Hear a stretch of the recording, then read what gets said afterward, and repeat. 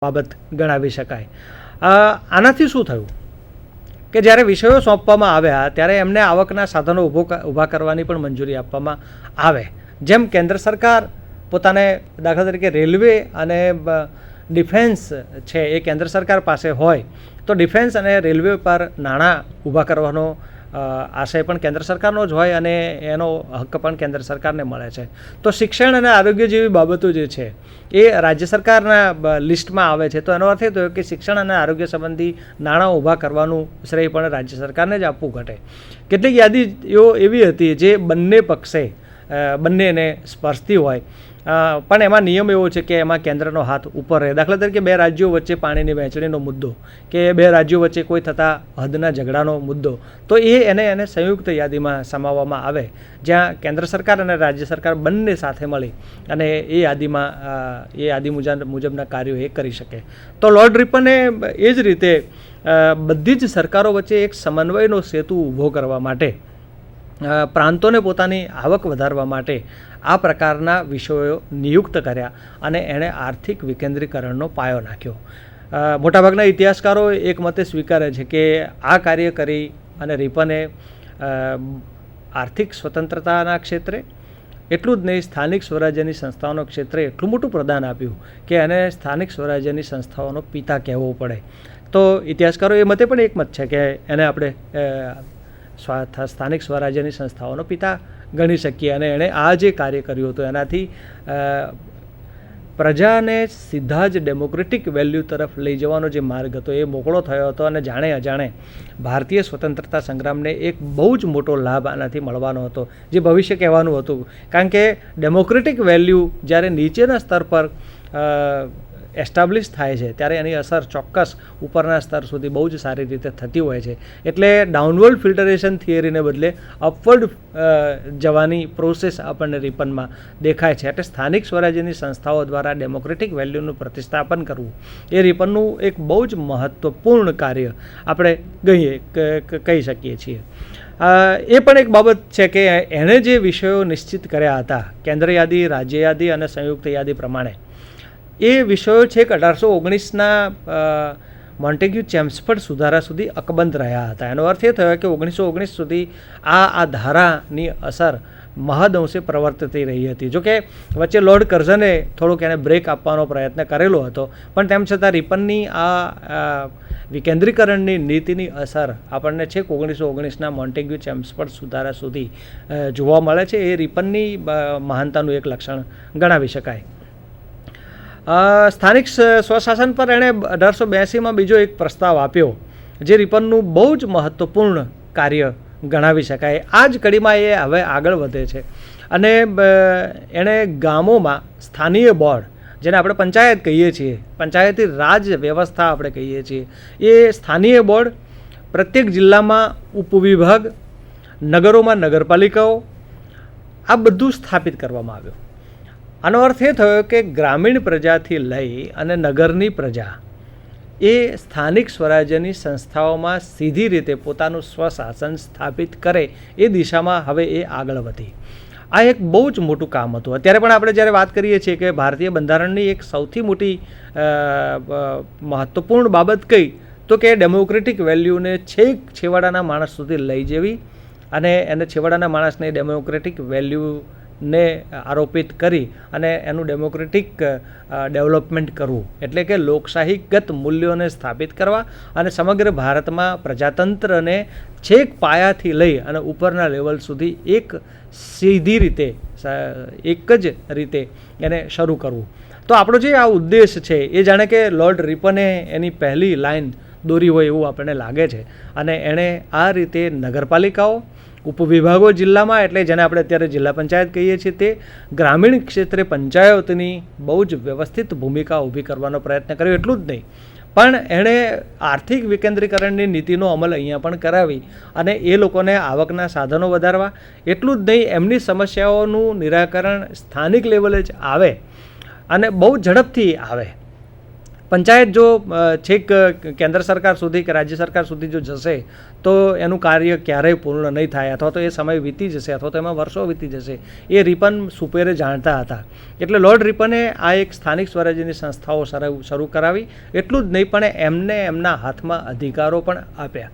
એનો અર્થ એ થયો કે હવે વહીવટી ક્ષેત્રે ખૂબ નીચેના લેવલે, એટલે એકદમ ગ્રામીણ સ્તરે વહીવટી ક્ષેત્રે લોકોના હાથમાં સત્તા આપવાનો એક સ્તુત્ય પ્રયાસ એ લોર્ડ રિપને આપણી સમક્ષ રજૂ કર્યો છે.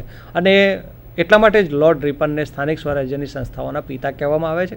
અને એમનું આ એક બહુ જ મોટું યોગદાન સ્થાનિક સ્વરાજ્યની સંસ્થાઓની સ્થાપનામાં રહેલું છે. આની સાથે સાથે રિપન જાણે કે લગભગ સર્વગ્રાહી ડેવલપમેન્ટના મતના હોય એવું એમની માનસિકતા જોતાં પણ જણાય છે. સ્થાનિક સ્વરાજ્યની સંસ્થાઓને એમણે શિક્ષણ અને આરોગ્યના કેટલાક કાર્યો સોંપવાનું નક્કી કર્યું. આર્થિક વિકેન્દ્રીકરણમાં એમણે નાણાં ઉઘરાવવાની સત્તા પણ આપી. અને એની સાથે સાથે એમને એ એક સ્પષ્ટ થયું કે શિક્ષણ ક્ષેત્રે પણ કેટલાક સુધારા થવા જોઈએ. 1882માં જ એમણે સર વિલિયમ હન્ટરના ચેરમેનશીપ નીચે એક હન્ટર કમિશનની નિયુક્તિ કરી. આપણે જાણીએ છીએ કે 1854માં વુડ ડિસ્પેચે ભારતમાં ઉચ્ચ શિક્ષણ ક્ષેત્રે શું કરવું જોઈએ એની કેટલીક ભલામણો કરી હતી. અને એની મુખ્ય ભલામણોમાં ભારતમાં ઉચ્ચ શિક્ષણ ક્ષેત્રે યુનિવર્સિટીની સ્થાપના, મહાવિદ્યાલયોની, વિશ્વવિદ્યાલયોની સ્થાપના કરવાનું એક બહુ જ મહત્ત્વપૂર્ણ કાર્ય એની સાથે સંકળાયેલું હતું. અને મેં હમણાં જ વાત કરી એમ એને અનુસંધાને 1857માં આપણને 3 યુનિવર્સિટીઓ વુડના ખરીદા મુજબ આપણને મળી. આ કાર્ય આખું આગળ ચાલતું ગયું. 1813થી થયેલી આ પ્રોસેસ 1882માં રિપનના સમયે ક્યાં પહોંચે છે એની આપણે ચર્ચા કરી રહ્યા છીએ. સર વિલિયમ હન્ટરને કાર્ય સોંપવામાં આવ્યું હતું ભારતની શિક્ષણ વ્યવસ્થા ઉપર કેટલાક સુધારા સૂચવવાનું. એમણે એમ કહ્યું કે ખાસ કરીને સર વિલિયમ હન્ટરનું કાર્ય એ હતું કે વુડના ડિસ્પેચ પછી ભારતમાં શિક્ષણ ક્ષેત્રે શું પરિસ્થિતિ પ્રવર્તે છે અને એમાં કેવા કેવા ચેન્જીસ લાવવાની જરૂર છે. તો વિલિયમ હન્ટરે કેટલાક સુઝાવ પોતાને આપ્યા જે પ્રગતિશીલ બાબતો હતી એના પર રિપને બહુ જ વ્યવસ્થિત રીતે ધ્યાન કેન્દ્રિત કર્યું અને હન્ટર કમિશનને એ રીતે નિયુક્ત કરવામાં આવ્યું. તેણે પ્રાથમિક શિક્ષણ સ્થાનીય સ્વશાસનની સંસ્થાને સોંપવાનો એક ઠરાવ કર્યો. આ એક બહુ જ મોટી બાબત હતી જે અત્યારે હાલ પણ પ્રવર્તી રહી છે કે સ્થાનિક સ્વરાજ્યની સંસ્થા શિક્ષણનું કાર્ય પોતાના ખભા પર ઉઠાવે. અત્યારે પણ આપણે જોઈએ છીએ કે તાલુકા લેવલે ટીડીઓ અને ડિસ્ટ્રિક્ટ લેવલે ડીડીઓ એટલે પંચાયત હસ્તક સ્થાનિક સ્વરાજ્યની સંસ્થાઓને હસ્તક, એટલું જ નહીં નગરપાલિકાઓ હસ્તક શાળાઓ અને મહાશાળાઓ ચલાવવામાં આવે છે. એનો અર્થ એ થયો કે સ્થાનિક સ્વરાજ્યની સંસ્થાઓ સ્થાનિક લેવલે સ્થાનિક લોકોના પ્રશ્નો અને સ્થાનિક લોકોની શિક્ષણની સમસ્યાઓને સુપેરે સમજી શકે છે. અને આ એક અવલોકનથી સ્થાનિક લેવલે પોતાની શું જરૂરિયાત છે, પોતાના શિક્ષણની શું જરૂરિયાત છે, કયા વિસ્તારમાં કેટલી શાળાઓ સ્થાપવી, કોલેજો સ્થાપવી, એના બધાનો ક્યાસ સ્થાનિક લોકો બહુ સારી રીતે આપી શકે છે. અને જો એમને એ અધિકાર આપવામાં આવે, એમને પૈસા ઉઘરાવવાની પણ સત્તા આપવામાં આવે ટેક્સના સ્વરૂપમાં, તો સ્થાનિક લેવલે આ કાર્ય બહુ જ સારી રીતે થઈ શકે એવું લોર્ડ રિપન માનતા હતા. એટલું જ નહીં, એમણે એ અમલમાં પણ મૂક્યું. અને આના અનુસંધાને આપણે જોઈએ છીએ કે પ્રાથમિક શિક્ષણ ખાસ કરીને સ્થાનિક સ્વરાજ્યની સંસ્થાઓને આપવાનું જે કાર્ય રિપને કર્યું એ રિપને કરેલા કાર્યોમાં એક બહુ જ મહત્ત્વપૂર્ણ કાર્ય હતું. અને ભારતીય શિક્ષણ જગતમાં આ એક કાર્ય બહુ જ મહત્ત્વપૂર્ણ હતું એમ આપણે કહી શકીએ. જોકે આયોગે યુનિવર્સિટી શિક્ષણ માટે કોઈ ભલામણો કરવાની નહોતી. જો એ ભલામણો થઈ હોત તો પણ ઘણું સારું કાર્ય થઈ ચૂક્યું હોત એવું આપણે કહી શકીએ. પણ એ કરી શક્યા નહીં, કારણ કે એના પરવ્યુમાં એ આપવામાં આવ્યું નહોતું. એટલે બોર્ડના ડિસ્પેચમાં જે હાયર એજ્યુકેશનની વાત કરવાની હતી એ હાયર એજ્યુકેશનની વાત હન્ટર કમિશનમાં આપણને જોવા મળતી નથી. ખાસ કરીને પ્રાથમિક શિક્ષણ ક્ષેત્રે હન્ટર કમિશને પોતાના જે કંઈ સુધારા સૂચવ્યા એ રિપને માન્ય કર્યા અને એને સ્થાનિક સ્વરાજ્યને સંસ્થાને સુપ્રત કરવાનું એક કાર્ય કર્યું. એક બહુ મહત્ત્વપૂર્ણ બાબત જે રિપન સાથે સંકળાયેલી છે એ છે ભારતીય ન્યાય વ્યવસ્થા. હવે મેં હમણાં જ આપણે વાત કરી કે 1773માં ભારતમાં સુપ્રીમ કોર્ટની સ્થાપના કરવામાં આવી અને 1835માં ભારતમાં અંગ્રેજી કેળવણીનો વ્યાપ વધારવાના પ્રયત્ન કરવામાં આવ્યા અને અંગ્રેજી કેળવણીની શરૂઆત થઈ લોર્ડ વિલિયમ બેન્ટિંગના સમયમાં. 1854માં આપણે જોયું છે કે વુડના ડિસ્પેચ અન્વયે શિક્ષણની વ્યવસ્થા પણ વધારવામાં આવી. હવે ન્યાયતંત્રમાં શું? 1793માં લોર્ડ કોર્નવોલિસ કોડ આપી અને ન્યાયતંત્રમાં એક વિશિષ્ટ શરૂઆત કરવાનો પ્રયત્ન કર્યો, જેમાં ન્યાયની સમક્ષ બધા જ સમાન છે એ સમાનતાના સિદ્ધાંતને એણે પ્રસ્થાપિત કરવાનો પ્રયત્ન કર્યો. અને જે અત્યાર સુધી પરંપરાગત ન્યાય પદ્ધતિ હતી અને બદલે એક રેશનલ જ્યુડિશરી સિસ્ટમ સ્થાપવાનો પણ એણે કોર્નવોલિસે પ્રયત્ન કર્યો. રિપને જે કાર્ય કર્યું એ બહુ ચર્ચાસ્પદ હતું, પણ ભારતીય પરિપ્રેક્ષ્યમાં એ બહુ જ મહત્ત્વપૂર્ણ હતું. ચર્ચાસ્પદ એ રીતે હતું કે એ અંગ્રેજોને ગમે તેમ નહોતું. ભારતના પક્ષમાં લોર્ડ રિપન આ કાર્ય કરી રહ્યો હતો, એટલે સ્વાભાવિક છે કે એ બહુ વિવાદાસ્પદ કાર્ય બન્યું. અને એ વિવાદાસ્પદ કાર્યને આપણે ઇલ્બર્ટ બિલના વિવાદથી ઓળખીએ છીએ. 1883-84માં એણે આ ઇલ્બર્ટ એ લોર્ડ રિપનના લો મેમ્બર હતા. આપણે જાણીએ છીએ કે ભારતનો વહીવટ કરવા માટે વાઇસરોય અને એની 4 સભ્યોની એક સમિતિની રચના કરવામાં આવતી હતી, જેની અંદર એક મહત્ત્વપૂર્ણ મેમ્બર હતા, એ લો મેમ્બર હતા. અને લો મેમ્બર એને કાયદાકીય ગવર્નર જનરલ કે વાઇસરોયને એ કાયદાકીય જોગવાઈઓની સલાહ આપતા હતા, કાયદા ઘડવામાં મદદ કરતા હતા અને કાયદાની જે મિનિટ્સ છે એ તૈયાર કરવામાં મહત્ત્વપૂર્ણ કાર્ય એ કરતા હતા. તો આ ઇલ્બર્ટ જે હતા એ ઇલ્બર્ટ લો મેમ્બર તરીકે, કાયદાના નિષ્ણાંત તરીકે લોર્ડ રિપનની સાથે જોડાયેલા હતા અને લોર્ડ રિપન ના માર્ગદર્શન નીચે એમણે આ એક ઇલ્બર્ટ બિલ તૈયાર કર્યું હતું, જે બહુ ચર્ચાસ્પદ બન્યું. વિશિષ્ટ પરિસ્થિતિ એ છે કે 1861થી સિવિલ પ્રોસિજર કોડ અને ફોજદારી કોડ, જેને આપણે ફોજદારી કાયદો કહીએ છીએ, એ ફોજદારી કાયદો એક સમાન રીતે લાગુ પાડવામાં આવ્યો હતો અને એ વાઇસરોયની પરિસ્થિતિની સાથે સંકળાયેલો હતો. એટલે 1861થી સમગ્ર દેશમાં ફોજદારી કાયદાનું સ્થાપન થઈ ચૂક્યું હતું. હવે ઇલ્બર્ટ બિલને ધ્યાનમાં રાખી અને ચર્ચા કરીએ તો ઇલ્બર્ટ બિલ અન્વયે ઈસવીસન 1883માં 2 ફેબ્રુઆરીએ લોર્ડ રિપને એક બિલ પ્રસ્તુત કર્યું. એ બિલનો હાર એવો હતો કે જાતિ ભેદ પર આધારિત બધી જ ન્યાયિક અયોગ્યતાઓને તુરંત સમાપ્ત કરવામાં આવે અને ભારતીય તથા યુરોપીય ન્યાયાધીશોને સમાન સત્તા આપવામાં આવે. આ એક બહુ જ મહત્ત્વપૂર્ણ બાબત હતી અને લોર્ડ રિપને જે આ કાર્ય કર્યું હતું એની હિંમતને દાદ આપવી પડે કે આટલું મોટું કાર્ય એક અંગ્રેજ વાઇસરોય પોતાના અંગ્રેજોની વિરુદ્ધમાં કરી રહ્યો છે. બંનેને એક સમાન સ્તર આપવામાં આવે એનો અર્થ શું થયો? એનો અર્થ એ થયો કે ભારતીય ન્યાયાધીશ અને અંગ્રેજ ન્યાયાધીશ બંને એક જ સીમા પર આવીને બેઠા હોય. એટલે કે એનો અર્થ એ થયો કે જેમ અંગ્રેજો ન્યાયાધીશ ભારતીય ગુનેગારો પર કામ ચલાવી શકે, તેવી રીતે ભારતીય ન્યાયાધીશ અંગ્રેજ ગુનેગાર પર પણ કામ ચલાવી શકે. હવે આ જાતિભેદ આધારિત કાનૂન જે હતા એને નાબૂદ કરવાનું આ કાર્ય ઇલ્બર્ટ બિલ જે કરી રહ્યું હતું એનો ચોમેરથી ભયંકર વિરોધ થયો. રિપનનો બહુ જ મોટા પાયે અંગ્રેજોએ વિરોધ કર્યો, કારણ કે એનાથી એમના વિશેષાધિકારોનો અંત આવતો હતો. અત્યાર સુધી નિયમ એ હતો કે અંગ્રેજો ગુનેગાર સામે કાર્ય ચલાવવા માટે એક જ્યુરી સિસ્ટમ કામ કરતી હતી. એ જ્યુરી સિસ્ટમ દ્વારા જ અંગ્રેજ ગુનેગાર ઉપર કામ ચલાવવામાં આવતું હતું અને એ પણ અંગ્રેજ ન્યાયાધીશ દ્વારા. એટલે ભારતીયો ઉપર જો શોષણ થતું હોય અને એનો જો કોઈ કેસ અદાલતમાં આવે તો સ્વાભાવિક છે કે જ્યુરી અને યુરોપિયન ન્યાયાધીશ, અંગ્રેજી ન્યાયાધીશ ક્યારેય ભારતીયોને ન્યાય અપાવવાના નહોતા.